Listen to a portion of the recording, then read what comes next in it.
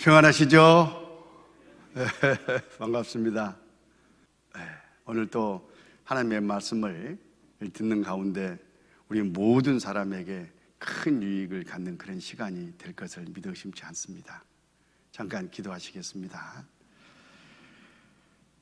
천지와 우주 만물을 창조하시고 인류의 역사를 주관해 가시는 아버지 하나님, 오늘 또 궁금하고 또 깨닫고 싶은 그런 마음으로 발걸음을 뗐습니다. 우리 각 사람에게 하나님은 살아계시고 성경은 하나님의 말씀인 것에 대해서 더욱 믿음이 생길 수 있도록 도와주시고 깨우쳐 주시옵소서. 오늘 또 대언하는 입술이나 듣는 각 사람 마음이나 주님께서만 온전히 주장해 주실 것을 믿고 의지하면서 우리 구주 예수님 이름으로 기도드렸습니다. 아멘. 성경 말씀 이사야 46장을 보시겠습니다. 구약 성경 천공 23쪽 이사야 46장입니다. 이사야 46장 9절, 너희는 옛 정리를 기억하라.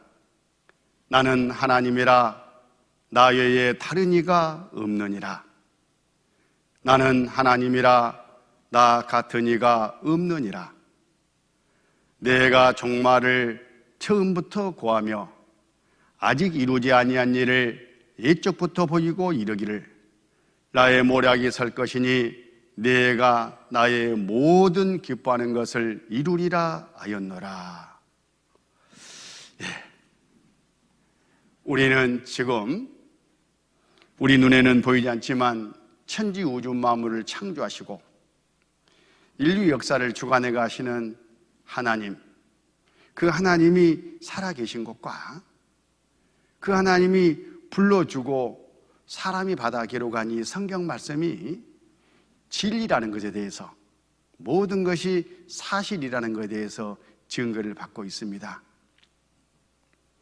어제는 성경에 기록된 시점에서 봤을 때 인류 역사의 과거가 성경에 기록되어 있었는데 그 기록이 모두 다 문자 그대로 사실이라는 것을 증거받았습니다. 이제 오늘은 성경 기록된 시점에서 봤을 때 인류의 미래, 세상 끝날까지도 하나님이 성경 안에 어떻게 될 것을 예언해 놓으셨는데 그 예언의 말씀이 때에 따라 척척 이루어지는 것을 확인해 보면서 야, 정말 하나님 살아계신 것이 맞구나. 이 성경이 그 하나님의 말씀인 것이 확실하구나 하는 믿음을 가져보도록 하겠습니다. 여기 잠깐 표를 보면 이 성경은 지금으로부터 2021년 전에 오신 예수님을 중심으로 1500년 전에 기록되기 시작해서 오신 뒤 100년 후까지 1600년에 걸쳐서 기록이 됐습니다. 이 성경 안에는 인류 역사의 과거도 또 인류 역사가 앞으로 될 미래도 다 들어있어요. 과거 역사는 증언을 통해서, 미래 역사는 그 예언이 그대로 이루어지는 성취함을 통해서 하나님이 살아계시고 성경이 하나님의 말씀, 곧 사실이라는 것에 대해서 우리에게 믿음을 갖도록 하나님이 해 놓으셨습니다. 우리는 그대로 공부를 하고 그대로 믿음을 갖는 겁니다. 그리고 하나님과 예수를 만나서 천국에서 영원히 살 그런 준비를 하는 겁니다. 이번 성경 강연의 목적입니다. 자, 어제는 천지 우주 만물을 창조하신 그 사실을 가지고 창조주 하나님이 아니면 이런 말씀을 하실 수가 없다. 이 책이 창조주 그분의 책이 아니면 절대 이런 내용이 기록될 수가 없다 하는 교훈을 받았지 않습니까? 그리고 인류 역사의 시작인 에덴 동산, 이 세상 죄악을 심판하신 노아 홍수, 그리고 그로 말미암아 세상 백성이 나뉘어져 간 그 계통에 대해서 쭉 살펴봤습니다. 이제 오늘은 미래의 역사, 이 공부를 쉽게 하기 위해서 세상도 끝이 있는데 시작이 있으면 끝이 있잖아요. 그 끝부분부터 역순으로 해서 이 말씀이 그대로 이루어지고 있는 것을 교훈받도록 하겠습니다. 그리고 그때가 얼마나 가까운지, 이 세상 죄악을 심판하실 그 날이 얼마나 가까운지도 함께 교훈을 받도록 하겠습니다. 하나님은 성경에 말씀하셨습니다. 아까 읽은 이사야 46장 10절 말씀, 내가 종말을 처음부터 고하며 아직 이루지 아니한 일을 예적부터 보이고 이르기를 나의 모략이 설 것이니 내가 나의 모든 기뻐하는 것을 이루리라 하였노라. 하나님이 이 성경 안에 종말, 세상이 어떻게 끝날 것을 자세하게 말씀해 놓으셨어요. 그리고 그 말씀대로 하나님이 이루시겠다고 또 이루어질 것을 지금 강조하신 말씀입니다.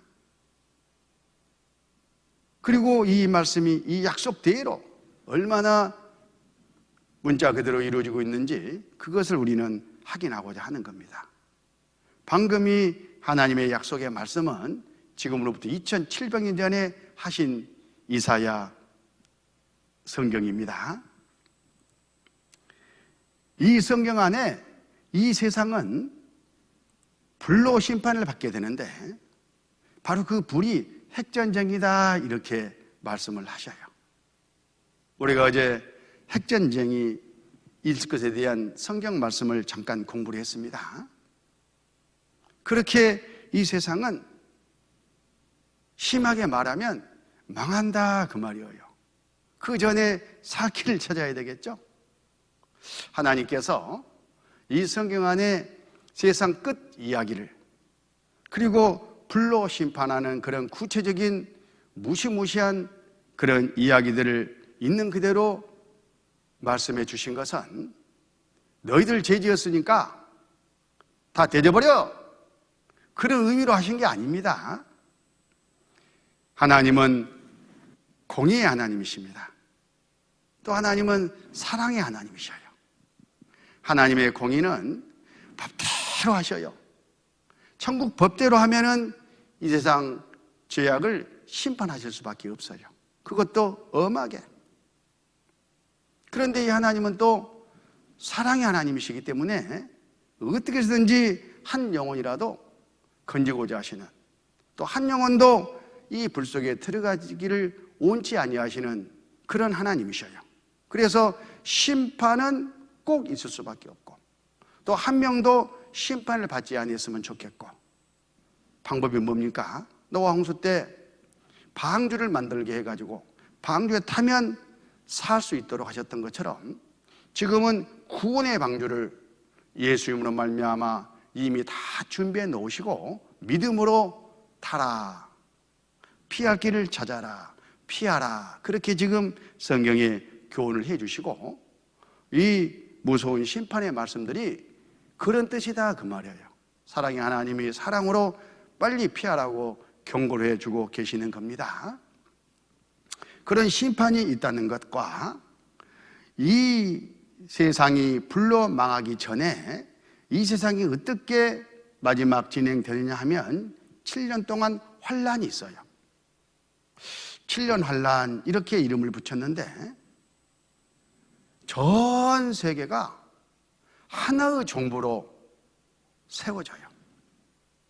그리고 한 대통령, 한 왕이 막강한 권력을 마귀로부터 받아가지고 등장을 합니다. 그리고 이 세상을 다스리는데 이 세상 모든 사람들에게 오른손이나 이마에 표, 666 바코드 표를 심게 해가지고 그걸 통해서 통제를 하는 그런 철권 통치 시대가 열린다, 이렇게 성경은 예언을 하고 있어요. 그 구체적인 내용이 요한계시록 13장인데 직접 한번 찾아보도록 하겠습니다. 요한계시록 13장, 신약성경 요한계시록 13장 411쪽이죠. 4절. 용이 짐승에게 권세를 주므로 용에게 경배하며 짐승에게 경배가 가로되 누가 이 짐승과 같으뇨 누가 능히 이로 더불어 싸우리요 하더라. 이 말씀만 얼른 봐서는 무슨 말인지 잘 모르시겠죠? 당연합니다. 성경에 이런 표현을 상징적인 표현이라고 그래요. 용, 무슨 짐승. 그러니까 다른 의미가 있다, 그런 뜻이지 않습니까? 이런 상징적인 표현이나 비유적인 그런 표현이 나오면 사사로이 자기 생각대로 해석을 해서는 절대 안 됩니다.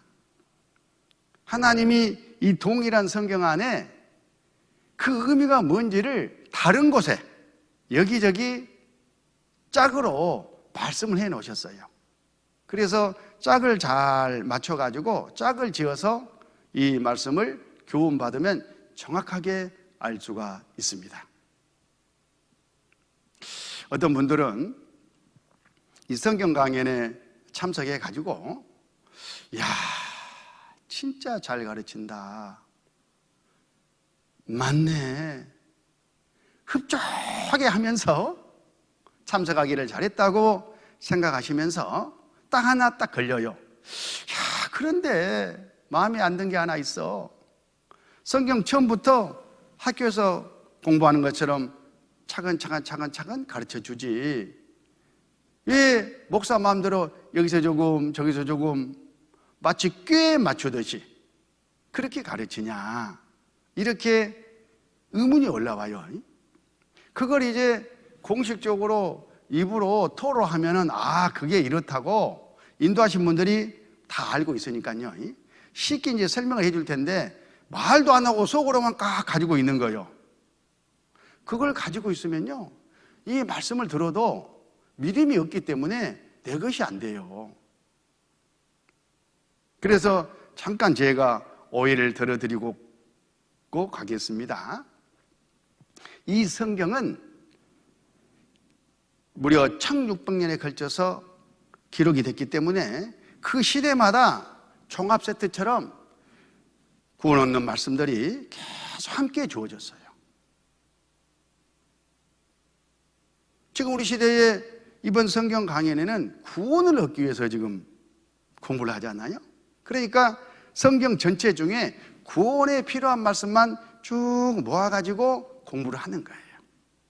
그러다 보니까 여기서 조금 저기서 조금 찾을 수밖에 없잖아요. 그리고 이렇게 공부하는 것이 아주 하나님 방법이에요.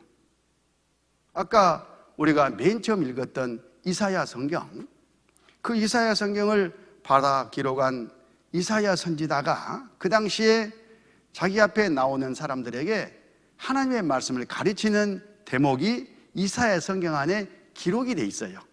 지금 우리가 가르치고 배우는 것하고 똑같습니다. 2700년 전의 일인데. 자, 이사야 28장 10절. 대저 경계를 다하며 경계를 다하며 교훈에 교훈을 다하며 교훈에 교훈을 다하되 여기서도 조금 저기서도 조금 하는구나 하는도다.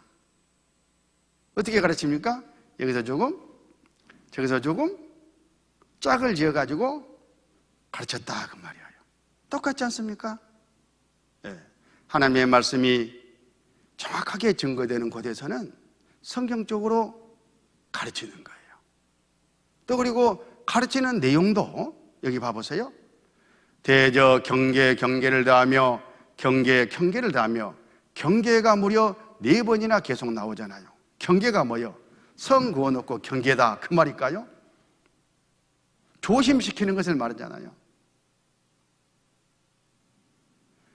그 경계를 받지 아니하면 심판이 있기 때문에 계속 경계 받을 때까지 똑같은 말씀을 또 듣게 하고 또 듣게 하고 한 번 더 듣자고 또 듣자고. 아니 전에 들었던 말씀이구만. 그 목사님이 그 목사님이구만. 또 들어. 그런 분들 계시죠? 여기 경계를 받을 때까지, 다시 말하면 구원을 받고 지옥까지 않게 될 때까지 계속 동일한 일을 이사야 선지자도 했습니다. 그리고 구원을 받은 사람에게 어떻게 하나님의 사람으로 살아나갈 것을 그 다음 가르치는 거예요. 뒤에 교훈에 교훈을 더하며 교훈에 교훈을 더하되 계속 성경을 배워가는 겁니다. 그것도 여기서도 조금 저기서도 조금 해가지고 가르치고 배웠습니다. 얼마나 신뢰가 가는 그런 이번 성경 강연입니까? 성경대로입니다. 그래서 여기 사도행전 11장 14절에 베드로가 고넬료라는 사람과 그 가족에게 구원 얻는 말씀을 전해줘요. 그 말씀을 듣고 고넬료 가족들이 구원을 받았는데 그것을 성경은 이렇게 말씀하셔요. 사도행전 11장 4절, 그가 너와 내 온 집에 구원 얻을 말씀을 내게 이르리람을 보았다 하거늘. 많은 말씀 가운데 구원 얻을 말씀을 가르쳐줬잖아요. 그래야 구원을 받을 수 있습니다. 교회 나가면 여기저기 말씀 많이 가르치죠. 유튜브 또는 기독교 방송에 들어가면 얼마나 성경 말씀이 많아요. 그런데 그 중에 진짜 성경적으로 구원 얻을 말씀이 얼마나 되겠느냐, 그게 문제예요. 그건 아무나 가능한 게 아니기 때문에 그렇습니다. 그래서 이 공식대로 이 말씀을 짝을 찾아가지고 교훈을 받아보겠습니다. 실습을 이제 해야죠. 요한계시록 13장 4절, 용이 짐승에게 권세를 주므로. 야, 용이 뭐고 짐승이 뭐냐? 다른 데 짝이 있다겠습니다. 성경을 폈으니까요, 한 장만 앞으로 딱 넘기면 요한계시록 12장이 나옵니다. 요한계시록 12장 9절, 큰 용이 내어 쫓기니 옛뺀 곧 박이라고도 하고 사단이라고도 하는 온찬을 깨는 자라. 땅으로 내어 쫓기니 그의 사자들도 저와 함께 내어 쫓기니라. 아까 그 용이 이제 보니까 마귀를 말하는구나, 사단을 말하는구나. 이해하셨죠? 이렇게 짝을 맞추는 거예요. 그럼 짐승은 뭐예요? 거기 요한계시록 17장 11절, 전에 있었다가 시방 없어진 짐승은 8째 왕이니 7 중에 속한 자라. 저가 멸망으로 들어가리라. 짐승은 어떤 왕, 우리식으로 표현하면 대통령을 말하는구나. 쉽게 교훈을 받을 수 있지 않습니까? 이런 지식을 가지고 이제 요한계시록 13장 4절 5절을 읽어보는 거예요. 대입해서 용이 짐승에게 권세를 주므로, 마귀가 왕에게 권세를 주므로, 이렇게 되잖아요. 마귀에게 경배하며 왕에게 경배하려되 누가 이 왕과 같으뇨? 누가 능히 이로더 무료들어 싸우려 하더라. 또 왕이 큰 말과 탐남된 말하는 입을 받고 또 42달 일할 권세를 받으니라. 42달 동안 막강한 권세를 가지고 이 세상을 지배하고 다스리는 왕이 나오고 세상 끝에는 이런 일이 꼭 있을 거다라고 지금으로부터 1900년 전에 하나님이 사도 요한을 통해서 이 말씀을 기록해 주셨어요. 그런데 그대로 이루어지고 있는 겁니다. 이 왕이 하는 일이 뭐냐 하면, 거기 7절을 보면 또 권세를 받아 성도들과 싸워 이기게 되고 각 족속, 세상 모든 족속이죠, 백성과 방언과 나라를 다스리는 권세를 받으니 죽임을 당한 어린 양의 생명책에 창세후로 농멍되지 못하고 이 땅에 사는 자들은 다 짐승에게 경배하리라. 누구든지 귀가 있거든 들을지어다. 그러니까 마귀로부터 이 모든 세상을 지배하고 다스리는 권세를 받았다 그 말이에요. 실제 다스리는 일이 일어나는 겁니다. 그런데 이 세상을 어떻게 지금 이 상태로 다스릴 수가 있겠어요? 각 나라마다 민족이 다르고 인종이 다르고 풍속이 다르고 또 그 나라마다 대통령, 왕들이 있는데 쉽지 않겠죠? 그런데 초월적으로 이 말씀이 이루어지고 있습니다. 각 대륙, 5대양 6대주잖아요. 6대주 대륙마다 하나의 정부가 지금 구성되고 있어요. 그래가지고 그 6개 정부가 나중에 하나 되자 해버리면은 세계 정부가 등장하는 겁니다. 맨 먼저 이 유럽에서 통합이 이루어졌습니다. 바로 EU지 않습니까? 하나의 유럽이 고동친다. 옛날 말이었어요. 1998년 5월 4일 신문인데 하나 유럽 거대한 첫발. 2004년 하나된 유럽 초129 시동. EU 정치 통합 마지막 걸림돌 사라졌다. 2009년 11월 4일.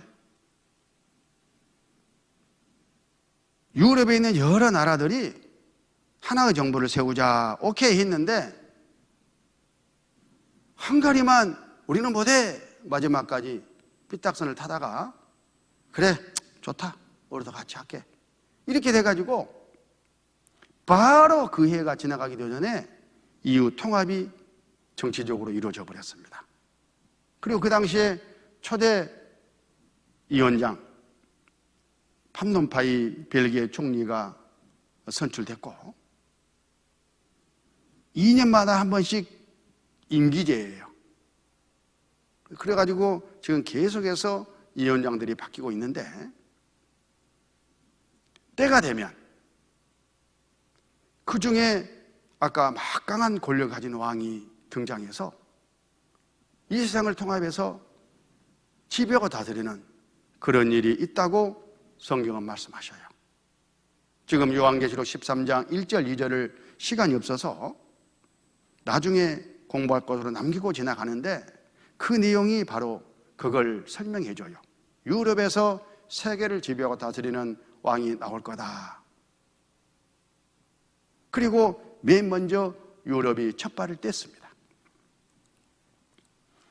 유럽만 하나 돼가지고 세계 정부가 나오는 건 아니잖아요. 그럼 우리가 사는 아시아는 어쩔까? 아시아판 이후 목표 16국이 뭉친다. 노무현 대통령님 시절에 중국, 일본 총리, 인도네시아 대통령 이런 사람들이 함께 모여가지고 우리도 이유를 번떠가지고 하나의 정부를 만들어보자. 지금부터 시작을 해가지고 사인을 끝냈어요. 계속 준비되어 가고 있는 겁니다. 인구 6억 명 이후보다 큰 아시안 공동체 출범. 아시안 아시죠? 베트남, 인도네시아, 말레이시아 그쪽 모두 두루두루 나라들이 아시안 국가들이라고 하잖아요. 경제적으로 통합이 이루어졌어요. 우리나라에서 특히 부산에서 그때 아시안 국가 원수들 초청해가지고 2019년 한 아시안 특별 정상회의를 개최했는데 부산에서 했잖아요. 지난 30년을 넘어 새로운 30년의 미래의 발전 비전을 제시했다. 이 비전이 뭐겠어요? 하나 되자. 하나 되어가는 지금 준비의 일환으로 모여서 의논들을 한 겁니다. 경제적으로 개방하는 것이 바로 세계 정부를 선도하고 있는 바로 그 증거입니다. 아프리카는 어떨까? 마찬가지입니다. 아프리카 이유식 재편 시동 걸었다. 아프리카 단일 정부 첫 단추 깼다. 정치 지도자들 건립 합의, 출범까진 적지 않은 난관. 물론 뭐 반대한 사람도 있고 별의별 사람들이 많이 있잖아요. 그런데 이루어지는 거예요. 그리고 저 조그만한 땅 오세아니아 이 대륙은 어떤가? 호주와 뉴질랜드 두 나라잖아요. 우리는 뭐 서둘 것 없다. 돈부터 하나로 만들자. 이렇게 이미 시작을 했어요. 저 바다 건너 아메리카, 우선 남아메리카를 보면 브라질 아리엔 대통령이 우리도 이유를 번떠가지고 남미연합 한번 만들어보자 제안을 했습니다. 그러자마자 남미판 이후 남미국가 연합 출범했다. 12개국 참가. 지금 남미가 계속 지금 하나로 통합되어 가고 있습니다. 그러면 북미는 어떠냐? 북미는 대표적으로 캐나다, 미국, 멕시코가 중심 국가들이잖아요. 그런데 북미는 성격이 조금 특별해요. 그 민주주의가 꽃피운 나라 미국. 여론이 시끄러워. 공개적으로 추진하면 하니 못하니 아마 배가 사공이 많으니까 저렇게 산 정상으로 올라가 버릴 거예요. 그러니까 우리는 소문내지 말고 조용히 하자 그래가지고 캐나다 총리, 미국 그 당시에 부시 대통령, 멕시코 대통령 이 세 사람이 비밀리에 모여가지고 통합에 결의하고 사인하고 추진해버렸어요. 돈까지 찍어놨어. 돈까지. 아메로란 돈까지. 나중에 이게 알려져가지고 얼마나 시끄러웠습니까? 이 아메로라는 이 돈. 통합의 증거입니다. 단일 화폐, 단일 경제권, 지구촌 통합. 경제가 그 앞장서서 통합을 이끌어가고 있습니다. 미국에서 그 시끄러웠던 그 내용을 잠깐 뉴스로 들어보시죠. 미국, 캐나다, 멕시코의 모든 국경을 없애 하나로 통합하는 합의가 일반의 공표도 의회의 승인도 없이 이루어졌습니다. 북미 연합이라고 합니다. 부시 대통령은 미 합중국을 없애겠다는 공식 합의에 서명했습니다. 이것은 무역 협정이 아닙니다. 새 국가의 독립된 자치권은 송두리째 없어지고 완전히 새로운 아메로라는 통화체제로 통합됩니다. 아메로는 미국, 캐나다, 멕시코 국민들의 일상에 큰 충격이 될 겁니다. 아메로는 북미 연합을 위해 생겨난 새로운 통화이며 EU와 유사한 국경 없는 체제를 목표로 캐나다, 미국, 멕시코에서 전개되고 있으며 캐나다 달러, 멕시코 페소, 미국 달러는 아메로로 대체될 것입니다. 합의에 의하면 기본적으로 미국의 헌법은 결국은 소멸됩니다. 북미 연합은 유럽 연합, 아프리카 연합, 곧 조직될 아시아 연합과 같은 개념입니다. 그리고 모든 연합 뒤에는 그들이 있습니다. 그리고 적당한 시기가 되면 그들이 60년이 넘게 추진해온 마지막 단계를 이루려 연합은 합병됩니다. 하나의 세계 정부.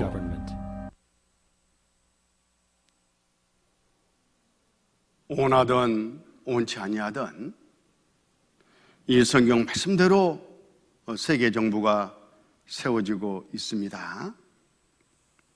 그리고 전 나라마다요 이 세계 시민을 양성해야 되잖아요. 의식 구조를 바꿔야 되지 않겠습니까? 우리나라도 고등학교 교과목에 세계 시민이라는 과목이 있어요. 그 내용을 보니까 1부에서는 세계 시민의 이해, 2부에서는 세계 시민의 과제, 뭘 해야 될 거냐, 3부에서는 미래를 여는 세계 시민 이렇게 해가지고 세계 정부 들어서는 것을 지극히 당연시 여기는 그런 사상 교육을 시키고 있다 그 말이에요. 나라마다 얼마나 세계 정보가 가까웠는지 우리가 알 수가 있습니다. 그건 피할 수가 없어요. 그런데 우리가 받고자 하는 교훈은 1900년에 기록된 이 말씀대로 이 어마어마한 이 프로젝트, 이 일이 실제 이루어지고 있지 않느냐 그 말이에요. 누가? 하나님이 그렇게 하셔요. 하나님이 굴리시고 있는 역사의 수레바퀴, 어느 누구도 막을 수가 없는 겁니다.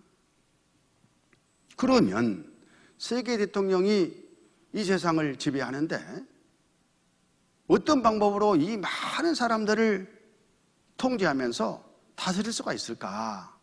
그 내용도 성경에 자세하게 말씀이 되어 있어요. 거기 요한계시록 13장 16절,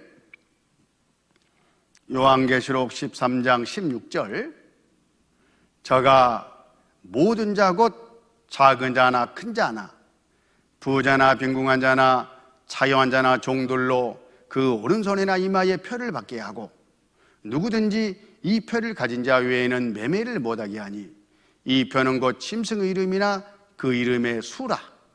지혜가 여기 있으니 총명 있는 자는 그 짐승의 수를 세어보라. 그 수는 사람의 손이 666이니라. 자, 이 말씀은 세상 모든 사람들이 오른손이나 이마에 표를 받게 될 거다. 이 표를 받지 않고서는 물건을 사고 파는 일을 할 수가 없다. 경제적인 활동을 못한다, 그런 뜻이죠. 그리고 이 표는 어떤 수인데 666이라는 시스템을 갖추고 있다. 다름 아닌 컴퓨터 수예요. 컴퓨터 수. 정보 전달 체계를 지금 말하는 겁니다. 전에는 이 말씀이 무슨 뜻인지 별의별 상상이나 해석을 낳았는데 지금은 이 일이 그대로 드러나가지고 진행되고 있기 때문에 이걸 이렇게 말씀하셨구나 금방 알 수가 있어요. 여기 마지막 지혜가 여기 있으니 총명 있는 자는 그 짐승의 수를 세어보라. 그 수는 사람의 손이 666이니라. 666 많이 들어보셨죠? 지금 물건을 사고 팔고 카드를 쓰고 신분증을 만들어 활용하는 이 모든 것들이 666이라는 시스템, 정보 전달 수단으로 이루어지고 있다는 거 다 알고 계시죠?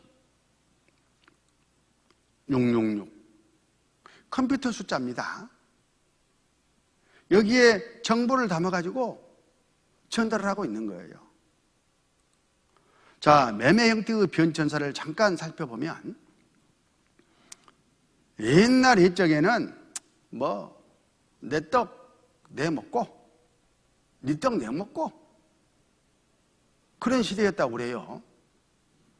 그러다가 제 떡이 더 크게 보이네. 맛있겠는데? 네 떡 내 떡 바꿔 먹자. 그래서 이제 물건끼리 이렇게 바꿔서 유익을 얻는 그런 시대를 거쳤답니다. 그런데 그게 얼마나 번거로워요. 그래서 중간 매개체가 있으면 좋겠다 싶어서 화폐가 나왔어요. 돈이죠. 근데 이제 경제가 커지면서 세가 되면서 돈 가지고는 이걸 다 처리할 수가 없어요. 더 간단하게 결제하는 그런 수단들이 없을까? 있다. 카드. 그래서 신용카드가 드디어 돈 대신 등장을 했습니다. 지금은 카드 시대잖아요. 집집마다 사람마다 카드 한두 개씩은 가지고 계실 거예요. 어떤 할머니, 나는 카드 없는데 교통카드 구청에서 안 주시던가요? 그건 있지. 그게 그거요. 666이 아니면 교통카드 가지고 차 타고 내리고 할 수가 없는 거예요. 바로 이 카드가 등장해서 우리가 손쉽게 쓸 수 있는 것은 666이라는 시스템이 나왔기 때문에 가능한 거예요. 성경 말씀대로. 자, 이 666은 정보 전달 수단이라고 그랬죠.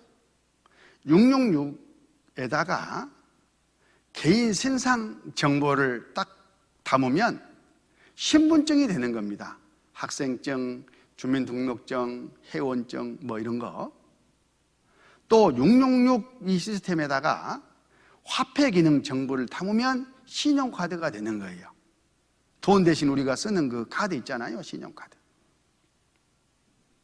666 시스템에다가 상품 거래 정보를 담으면 그 상품의 가치가 표현돼요. 그래서 상품마다 666 표가 다 찍혀 있잖아요. 그걸로 계산하지 않습니까? 얼마나 편리한지 몰라요. 그 이면에는 이 666이라는 시스템이 나왔기 때문에 가능한 겁니다. 그런데 우리 주변에 이제 이런 카드라든가 뭐 신분증이라든가 곳곳마다 이걸 쓰게 되니까 얼마나 번거로워요. 이걸 하나로 해가지고 통합해가지고 분실하면 안 되니까 몸에 이거 담아가지고 가지고 다니는 방법은 없을까? 이게 이제 오래전부터 연구가 됐어요. 그러면서 아주 오래된 신문에 이런 보도가 나왔습니다. 인간 아이디 카드 시대에 온다. 초소형 칩, 인체 삽입, 신분증, 신용카드를 대체한다. 세계 미래협회 21세기 예측. 최근 신문이 아닙니다. 오래전이에요. 그런데 이 보도가 나온가 싶더니만 얼마 되지 않아서 이게 다 준비돼 가지고 지금은 이걸 표를 사람 몸에 넣는 그런 시대가 돼버렸어요. 뉴스쌀알 크기만한 칩으로 만들어서 사람 몸에다가 넣고 있습니다. 오른손에나 이마에. 앞으로는 받도록 그렇게 할 겁니다. 자, 뉴스 한번 보시죠.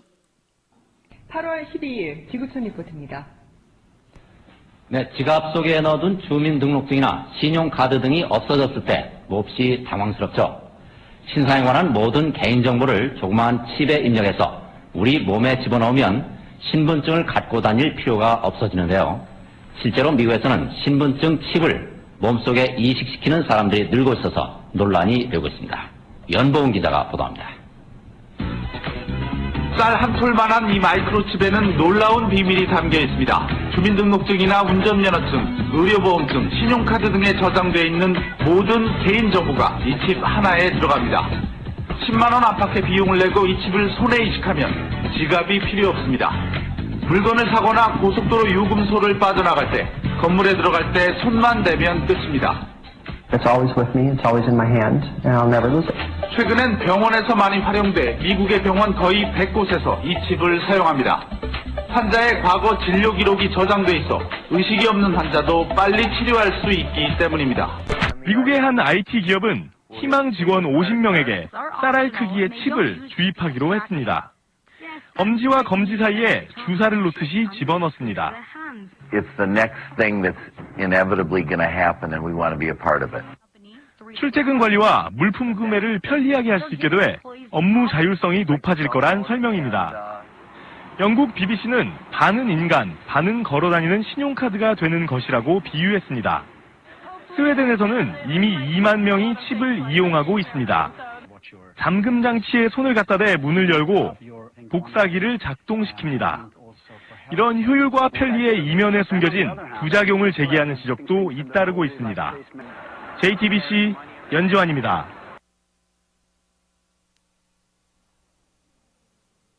자, 아까 요한계시록 13장 16절 같이 한번 읽어보겠습니다.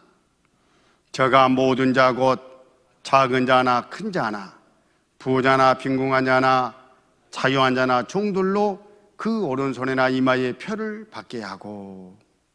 자, 여기까지만 잠깐 교훈을 받아보면 어디에다가 표를 받는다고요? 오른손에나 이마에 받는다고 하나님은 말씀하셨습니다.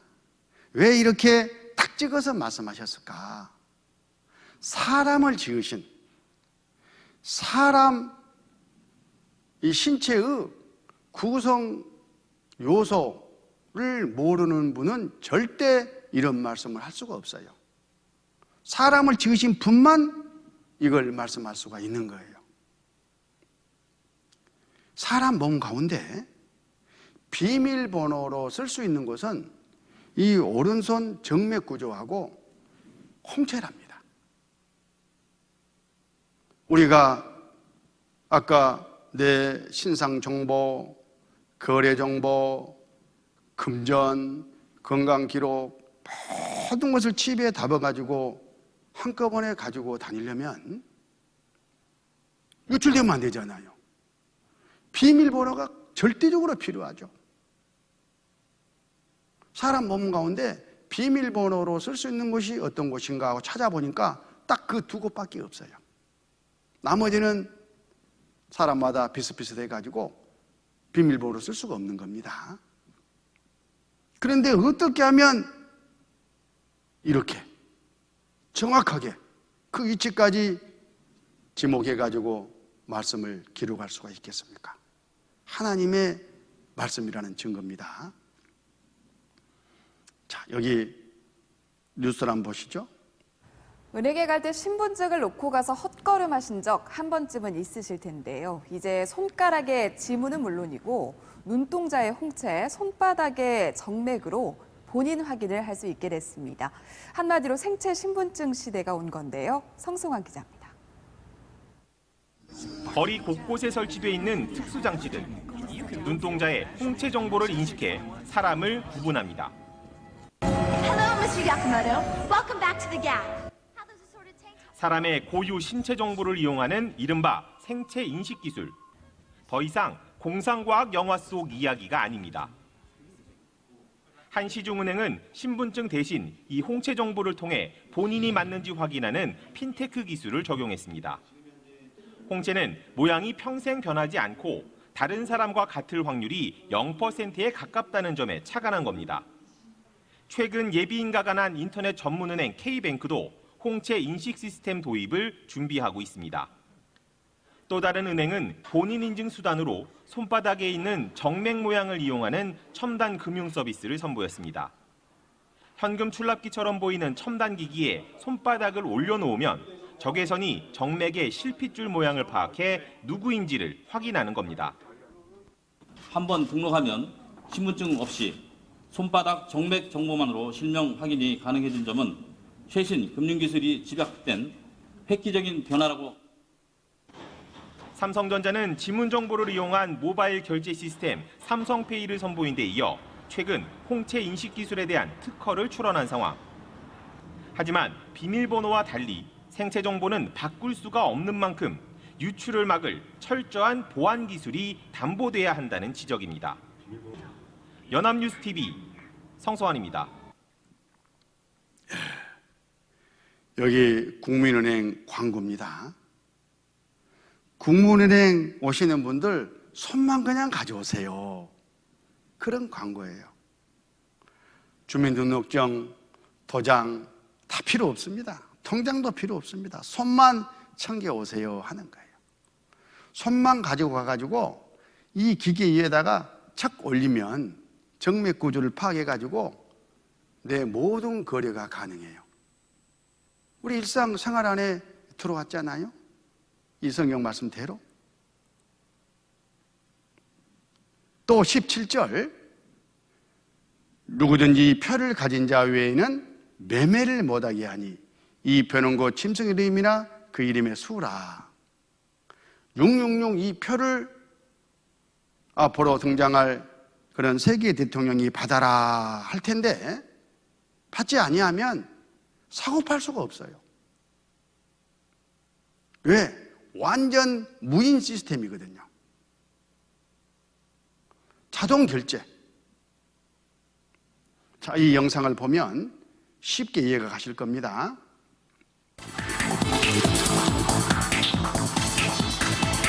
매장이 똑똑해진다.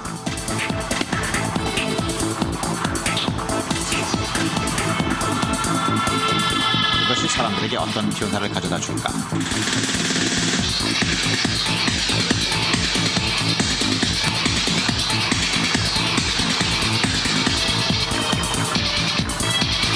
간섭과 감시는 의미를 잃어가고 Excuse me, sir.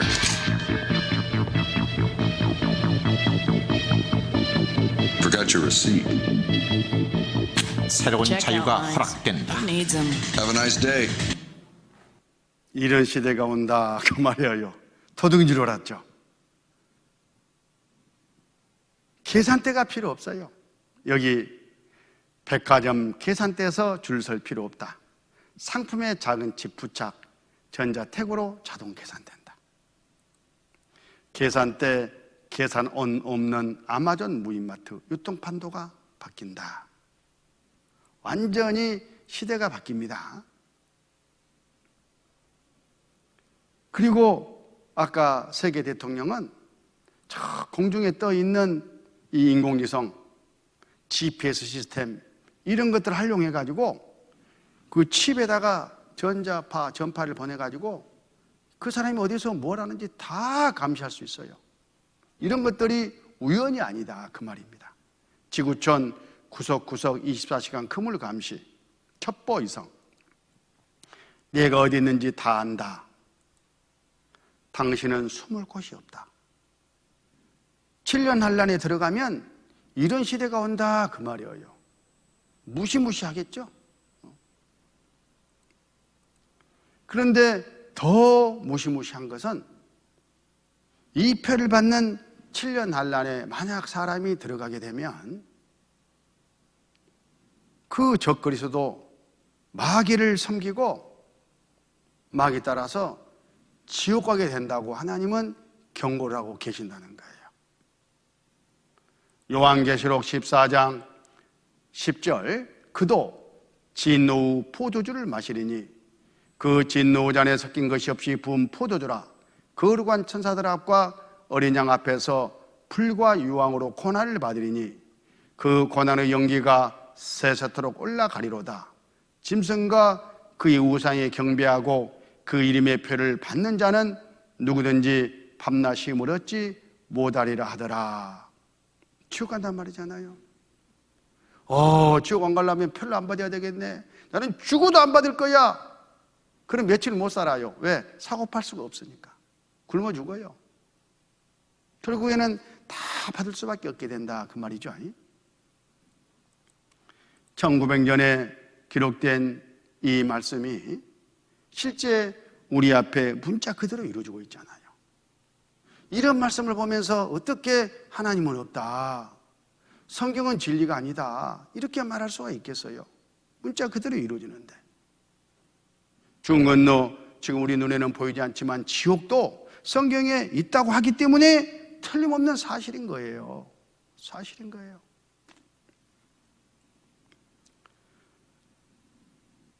성경에 보면 이 세상 마지막이 가까웠다는 그런 징조로 여러 가지 것들을 하나님이 말씀해 주셨어요. 마태복음 24장 3절 예수께서 감람산 위에 앉으셨을 때에 제자들이 종이 와서 가로되 우리에게 이르소서 어느 때에 이런 일이 있겠사오며 또 주의 임하심과 세상 끝에는 무슨 징조가 있사오리까? 예수님 제자들이 예수님께 물어봤어요. 주님, 세상 끝이 있다고 하시지 않았습니까? 그렇지. 그때 세상 끝 되기 전에 우리 구원한 사람을 피하게 해주시기 위해서 데리러 오신다고 했는데 우리가 그것을 어떻게 알 수가 있겠습니까? 하고 징조를 구했어요. 그러니까 예수님이 이렇게 징조를 쭉 말씀해 주십니다. 거기 4절 예수께서 대답하여 가라사대 너희가 사람의 미혹을 받지 않도록 주의하라. 많은 사람이 내 이름으로 와서 이르되 나는 그리스도라 하여 많은 사람을 미혹케 하리라. 거짓 그리스도, 가짜들, 그런 사람들이 많이 마지막 때가 가까워지면 등장하게 될 거다, 그런 뜻이에요. 난리와 난리 소문을 듣겠으나 너는 상가 두려워 말라. 이런 일이 있어야 돼. 끝은 아직 아니니라. 이제 곧 시작한다는 바로 징조니까요.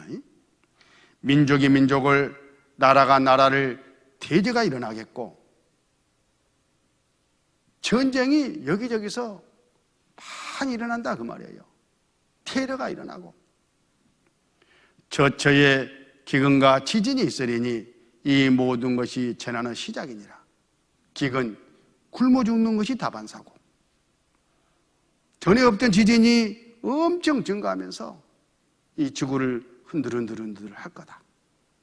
그러면 때가 가깝구나. 빨리 눈치를 채고 피할 준비를 하라. 주님 오실 때에 데려감을 당할 그런 믿음을 가지라. 그런 말씀입니다. 이걸 이제 마지막 징조 그렇게 부르는데, 성경에 여기저기 아까 그 말씀 말고도 하나님이 많이 기록해 주셨어요.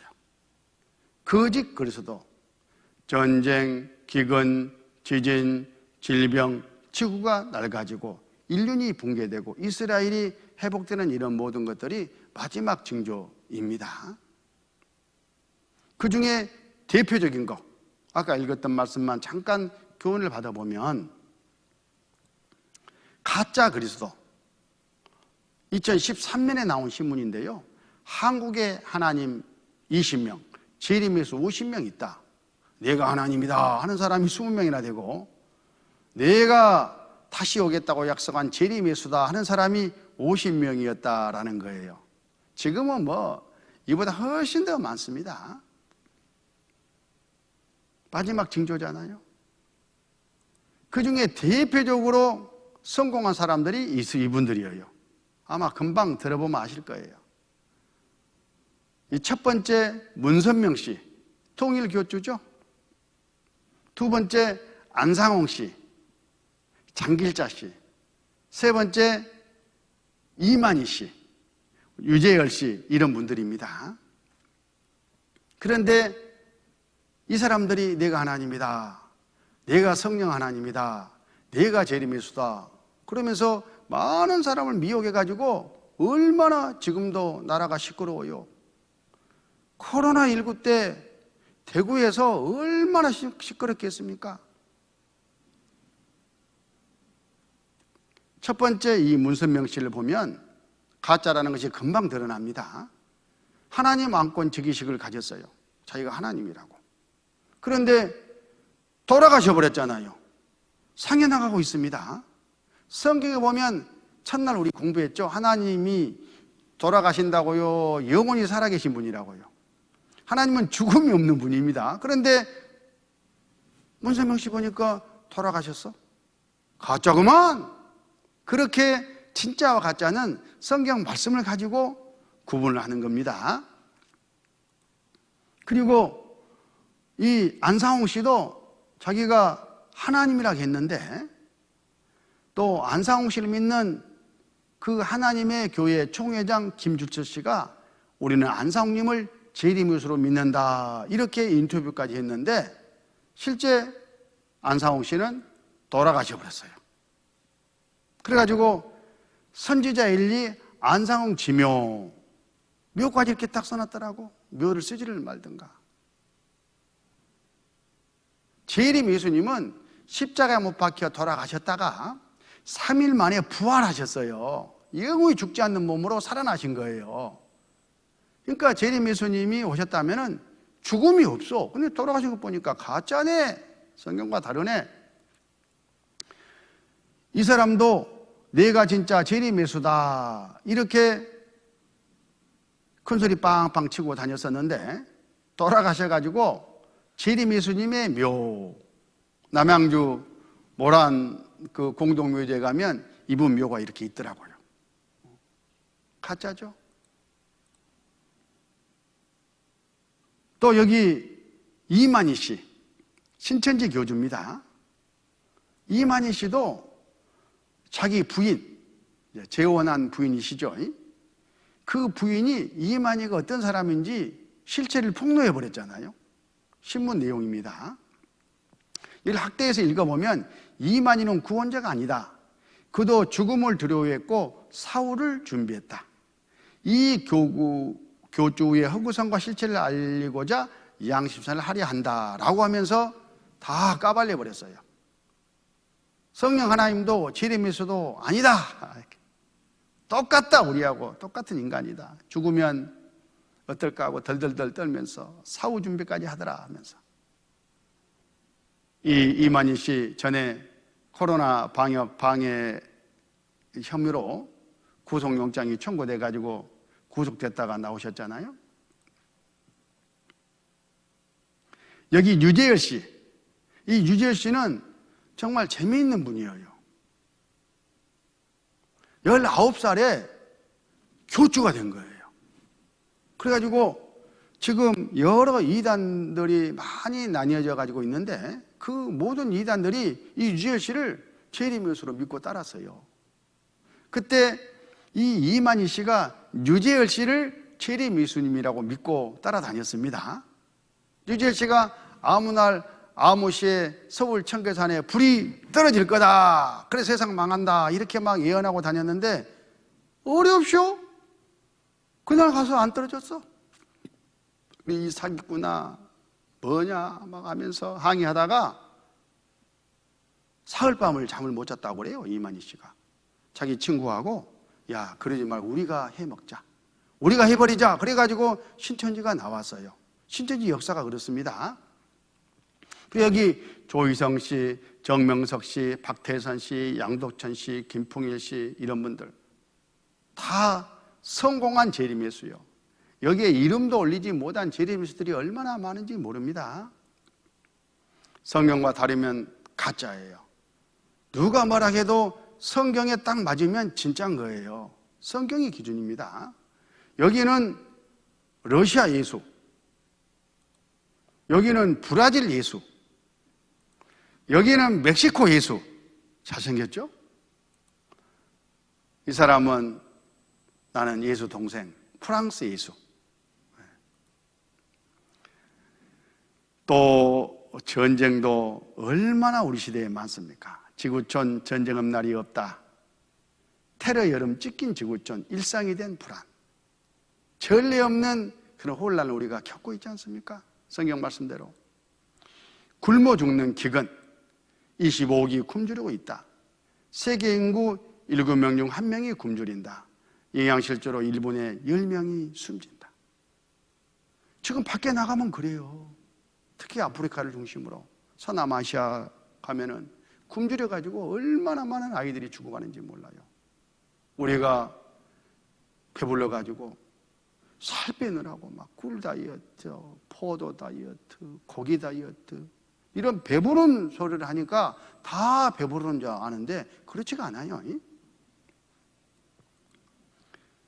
엄마에게 젖달라고 보채는데 젖 물려봐야 젖이 안 나와요. 엄마가 먹은 것이 없으니까.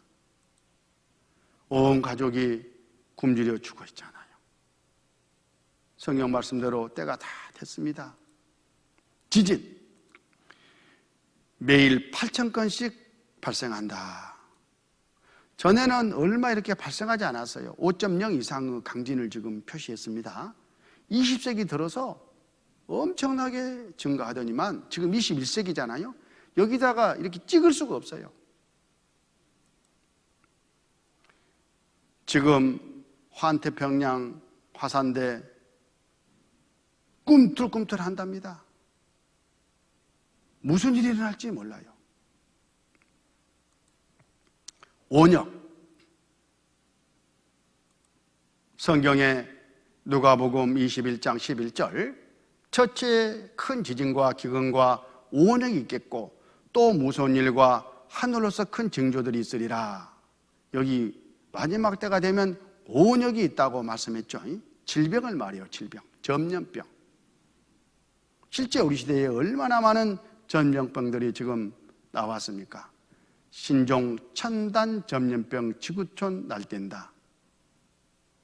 지금 우리는 현재 코로나19라는 전염병으로 전 세계가 앓고 있잖아요. 전에 이런 일이 없었습니다. 갈수록 강해져요. 성경 말씀이 그대로 이루어지는 거예요. 자, 그걸 계속 지금 텔레비전 틀면 특집 방송으로 계속 나오고 있잖아요. 하루 내내. 간단간단 멘트만 좀 모아봤습니다. 중국의 우한시라는 곳에서 발생한 집단 폐렴 환자 가운데 첫 사망자가 나왔습니다. 네, 이른바 우한 폐렴 환자가 중국 안에서 급증하고 있는 가운데 오늘 국내에서도 처음으로 확진 환자가 나왔습니다. 전 세계로 확산하고 있는 중국 신종 코로나 바이러스, 이미 피할 곳을 찾기 어려운 상황입니다. 전 세계 코로나19 확진자 수가 224만 명을 넘겼습니다. 사망자 또한 15만여 명으로 집계가 됐는데요. 미국 내 코로나19 사망자가 12,000명을 넘어섰고 미국에서 코로나19 확진자가 200만 명을 넘었습니다. 전 세계 코로나19 누적 확진자가 700만 명을 넘어섰습니다. 지난해 12월 중국 우한에서 코로나19가 발병한 지 6개월 만에 전 세계 누적 확진자 수가 1,000만 명을 넘어섰습니다. 인도와 유럽 등의 코로나19 신규 확진자가 폭증하면서 전 세계 누적 확진자가 3천만 명을 넘겼습니다. 전 세계 코로나19 감염자가 4천만 명에 근접한 가운데 도널드 트럼프 미국 대통령과 영부인 멜라니아 여사가 코로나19 양성 판정을 받았습니다.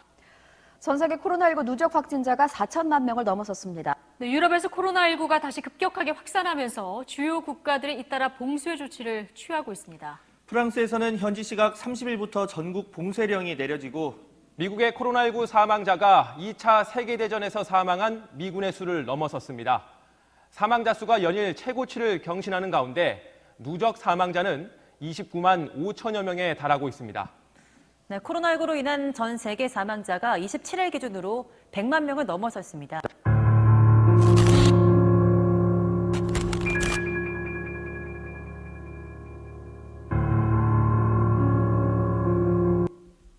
존스홉킨스대가 미국을 비롯한 전 세계 코로나19 발생 현황을 그래픽으로 집계한 화면입니다. 미국의 상황이 얼마나 심각한지 한눈에 알 수 있습니다. 특히 미국의 동부와 중부가 서부에 비해 급격한 확산세를 보이고 있습니다. 미국 다음으로 심각한 곳이 유럽이고 인도 등 서남아시아 상황도 좋지 않습니다. 월드오미터에 따르면 전 세계 코로나19 누적 환자는 7,100만 명을 넘어섰고 사망자는 160만 명을 넘었습니다. 네, 코로나19 발생 이전 세상은 이제 다시 오지 않는다라는 말도 생기고 있습니다. 우리는 계속해서 지금 집안 텔레비전에서 성경이 말씀대로 지금 이루어지고 있는 증거를 접하고 있는 거예요. 우리는 이때 어떤 마음을 가져야 되겠습니까? 피할 준비를 해야 되겠죠. 주님 맞이할 그런 준비를 해야 됩니다. 여기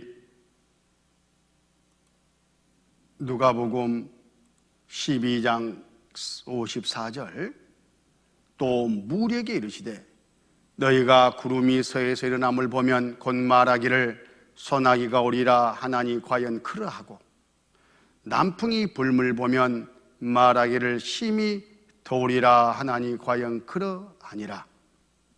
유해시간한 자여 너희가 천지기상은 분별할 줄 알면서 어찌 이 시대는 분변치 못하느냐.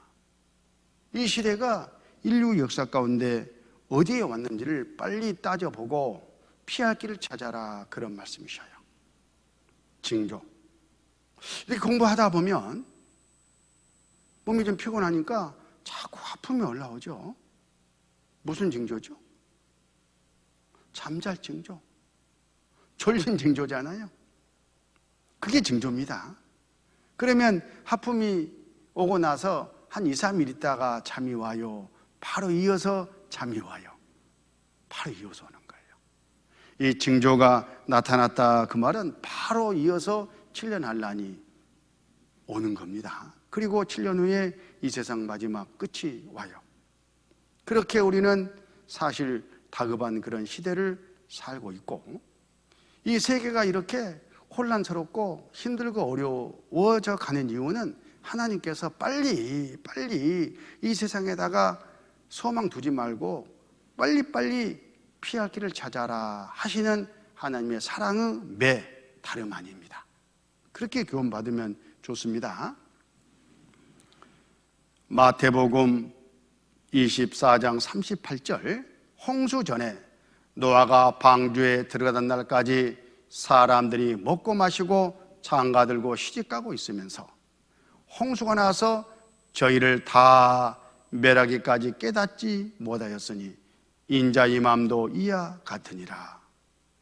노아 홍수 때 노아가 계속해서 물심판이 있다는 것을 경고해 줬음에도 불구하고 사람들이 먹고 마시고 사고 팔고 장가가고 시집가고 집짓고 이 세상 살아가는 것에만 온통 정신이 팔려가지고 경고를 받지 않는 바람에 어느 한 순간 경각간에 물심판이 내렸을 때에 어떻게 됐습니까? 그런 날이 틀림없이 또 오기 때문에 그 전에 미리 깨닫고 준비하라, 그런 뜻이에요. 그런데 이런 말씀을 듣고도 왜 준비를 안 하느냐, 왜 못 깨닫느냐, 그게 더 심각한 문제죠. 자, 이 성경은 누구나 다 구원받고 청구할 수 있는 그런 개방성을 갖고 있어요. 열려있다, 그 말입니다. 그런데 이 성경은 또 비밀성을 갖고 있어요. 이 성경에서 깨닫고자 하는 사람, 진리를 찾는 사람만 깨달을 수 있도록 딱 열쇠를 채워놨어요. 누구에게나 다 기회는 주되 자기가 찾지 아니하면 찾아지지 않는다, 그런 뜻입니다. 그래서 똑같이 이런 말씀을 듣지만은 누구는 깨닫고 깨닫지 못하고 누구는 구원받고 구원받지 못하는 이유가 거가 있는 거예요. 내가 찾아야 됩니다.